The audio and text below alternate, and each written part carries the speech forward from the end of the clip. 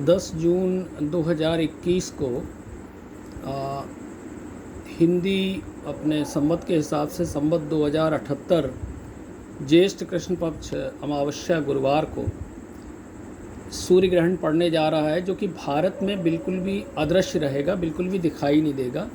इसलिए किसी भी प्रकार के पूजा पाठ या जो भी अपनी नैमित्तिक क्रियाएं होती हैं वो सब यथावत चलती रहेंगी।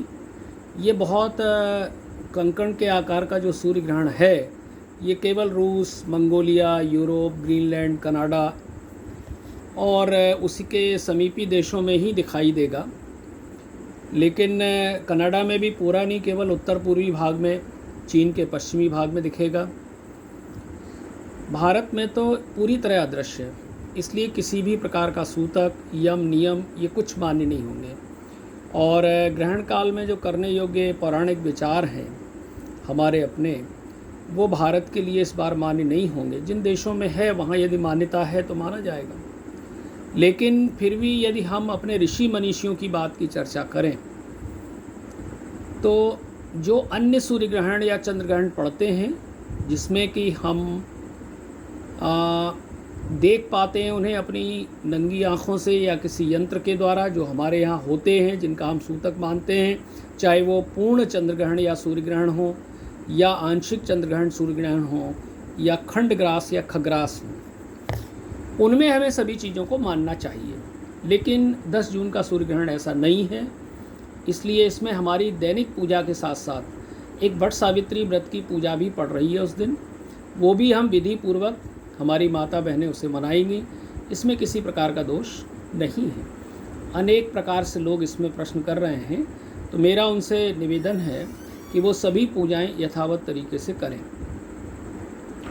हमारे ऋषि मनीषियों ने जहाँ पे पूरा ग्रहण पड़ता है उस समय ये नियम बनाया है कि भोजन नहीं लेना चाहिए, क्योंकि ऐसी उनकी मान्यता थी कि ग्रहण के समय में कीटाणु बहुत तेज़ी से फैलते हैं।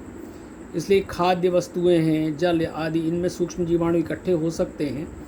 इसलिए ऋषियों ने पात्रों में कुशा डालने को कहा कि यदि मान लीजिए कुछ खाद्य पदार्थ ऐसे हैं, द्रवीय पदार्थ हैं, दूध है, पानी है, तो इनको, पानी इत्यादि तो फेंका जा सकता है, लेकिन जिन्हें नहीं फेंका जा सकता उनमें कुशा डाल दें।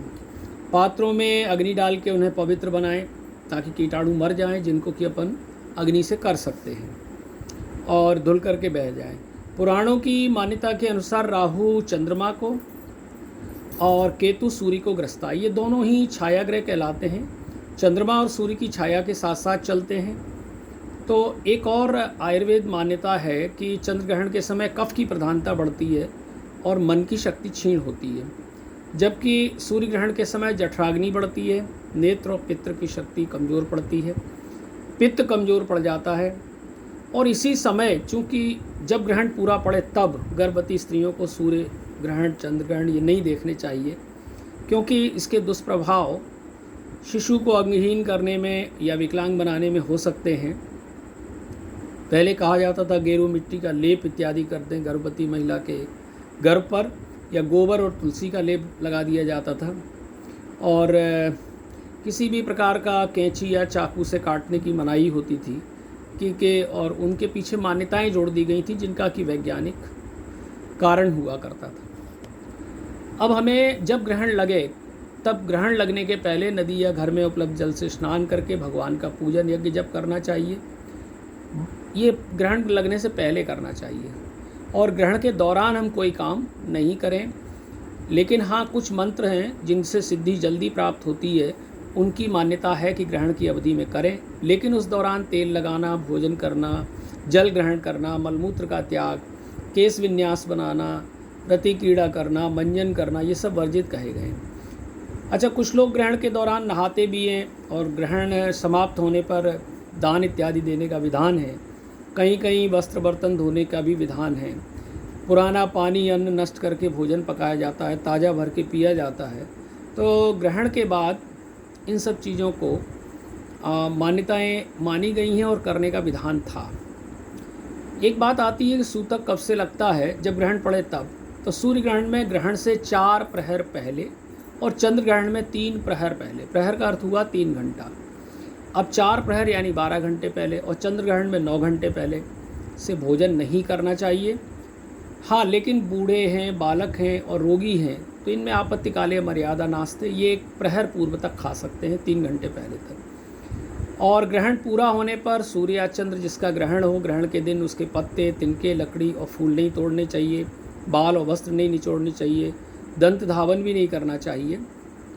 और ग्रहण के समय किसी भी प्रकार का हमें ऐसा काम नहीं करना चाहिए जो कि हम अन्य दिनों में सामान्यतः करते हैं। ये सब कार्य वर्जित हैं। जैसे कि हम किसी भी प्रकार का एक ऐसा आयोजन ना करें जो कि हमें किसी कार्य विशेष को आरंभ करने के लिए करते समय ज़रूरी होता है।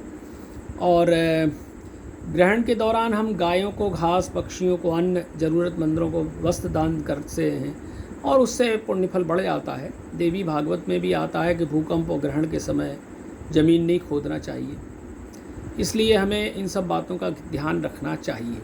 लेकिन ये चर्चा हमने तब के लिए की है जब ग्रहण पड़े।